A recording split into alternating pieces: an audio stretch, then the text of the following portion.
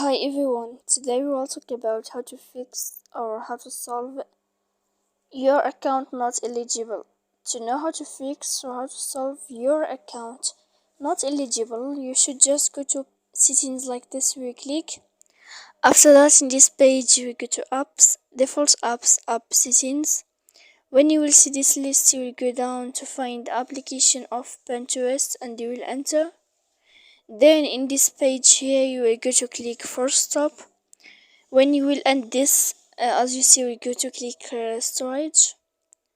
After that, we click clear cache. Then you will go to click clear data. And when you will end all this stuff, as you see here, you can turn off your phone. So please don't forget to support us by like and subscribe. See you next time in another video, and thank you for watching.